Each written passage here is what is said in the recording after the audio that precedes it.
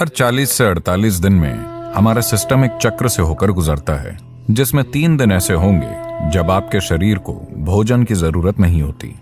अगर आप शरीर को ये छुट्टी देते हैं तो ये आपकी सेहत के लिए और आपके शरीर के काम करने के तरीके के लिए बहुत अच्छा है। यह आपको अनुभव और जीवन के बिल्कुल अलग आयामों में ले जा सकता है।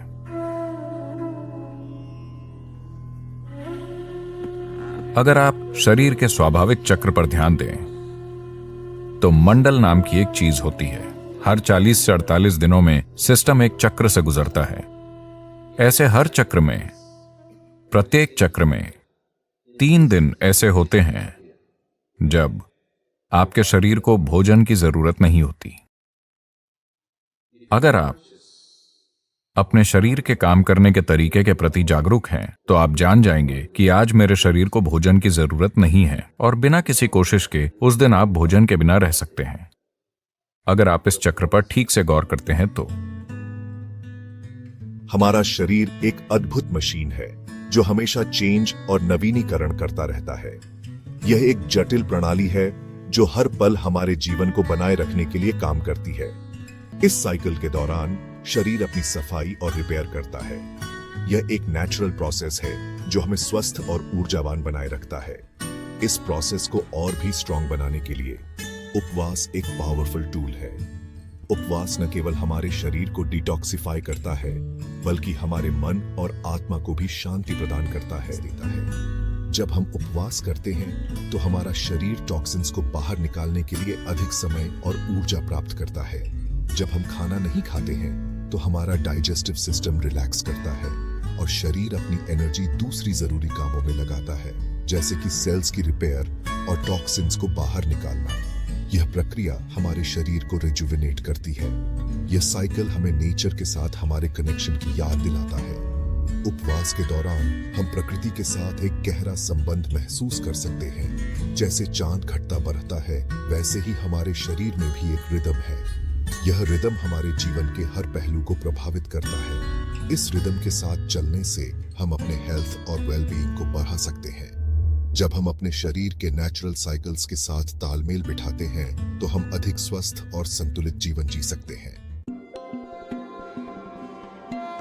एकादशी हिंदू कैलेंडर का एक इंपॉर्टेंट दिन है जिसे बहुत ही पवित्र माना जाता है।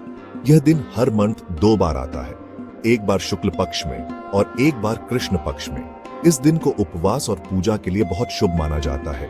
लोग इस दिन विशेष पूजा अर्चना करते हैं और व्रत रखते हैं। एकादशी का मतलब है 11वां, जो चांद के घटने और बढ़ने के 11वें दिन को दिखाता है।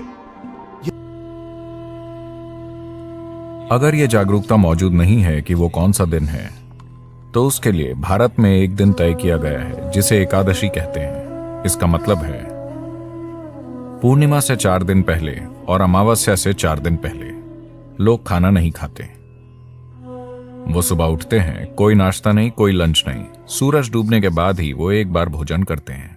इसका उद्देश्य है सिस्टम को अपना तालमेल ठीक करने की अनुमति देना। अगर आप ये छुट्टी देते हैं तो ये आपकी सेहत के लिए और आपके शरीर के काम करने के तरीके के लिए बहुत अच्छा होगा, क्योंकि खुद को ठीक करने के लिए सिस्टम को वो समय चाहिए। हर दिन भोजन ये शरीर के लिए बहुत मेहनत का काम है। इसे थोड़ी छुट्टी दीजिए। अगर आप उपवास नहीं कर पा रहे तो एक दिन आप कुछ हल्का ले सकते हैं, शायद सिर्फ फलों का रस या कुछ और जो सिस्टम के संभालने के लिए ज्यादा हल्का है। निश्चित रूप से आपका शरीर बहुत आभारी होगा। एकादशी के दिन चांद का ग्रेविटेशनल पुल सबसे ज्यादा होता है, जो हमारे जीवन पर गहरा प्रभाव डालता है। इसका असर हमारे शरीर के पानी पर बहुत होता है, क्योंकि चांद की गुरुत्वाकर्षण शक्ति पानी को प्रभावित करती है। हमारा शरीर लगभग 70% पानी से बना है, इसीलिए चांद के इस प्रभाव को इग्नोर नहीं कर सकते। यह हमारे शारीरिक और मानसिक स्वास्थ्य पर असर डालता है। एकादशी के दिन उपवास रखने से हम चांद की इस पावर का यूज अपने शरीर और मन को शुद्ध करने के लिए कर सकते हैं। इस दिन ध्यान और योग करने से मानसिक शांति मिलती है और आत्मा की शुद्धि होती है। इस प्रकार एकादशी का व्रत और पूजा हमें चंद्रमा की शक्ति से जोड़ता है और हमारे जीवन में सकारात्मक ऊर्जा लाता है। ब्लड शुगर लेवल कंट्रोल करता है, वेट कम करने में हेल्प करता है और शरीर से टॉक्सिन्स निकालता है। मेंटली एकादशी उपवास मन को शांत करता है, कंसंट्रेशन बढ़ाता है। और आध्यात्मिक अवेयरनेस बढ़ाता है। यह दिन सेल्फ डिसिप्लिन, संयम और सेल्फ कंट्रोल का प्रैक्टिस करने का एक बहुत अच्छा मौका है। सेक्शन 4, आध्यात्मिक जागृति का रास्ता। एकादशी उपवास को सिर्फ फिजिकल हेल्थ के लिए ही नहीं बल्कि आध्यात्मिक ग्रोथ के लिए भी इंपॉर्टेंट माना जाता है। जब हम खाना त्यागते हैं तो हम अपनी सेंसेस को कंट्रोल करते हैं और अपने मन को मटीरियलिस्टिक डिजायर्स से ऊपर उठाने की कोशिश करते हैं। यह इंटरनल जर्नी हमें अपनी कॉन्शियसनेस के डीप लेवल से जोड़ती है और हमें अपने रियल सेल्फ का एहसास कराती है। उपवास के थ्रू हम अपने अंदर छुपी हुई शक्ति और पोटेंशियल को जगा सकते हैं। सेक्शन 5, उपवास के दौरान ध्यान रखने वाली बातें। उपवास के दौरान कुछ बातों का ध्यान रखना बहुत जरूरी है। यह न केवल आपके शारीरिक स्वास्थ्य के लिए बल्कि मानसिक और भावनात्मक संतुलन के लिए भी महत्वपूर्ण है। सबसे पहले यह इंश्योर करो कि आपका शरीर हेल्थी है और आपको कोई सीरियस बीमारी नहीं है।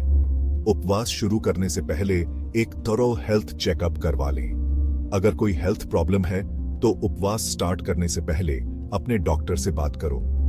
डॉक्टर की सलाह लेना बहुत जरूरी है ताकि आप किसी भी हेल्थ रिस्क से बच सकें। दूसरा, उपवास के दौरान एकादशी उपवास हमें एक हेल्थी और बैलेंस्ड लाइफ जीने की इंस्पिरेशन देता है।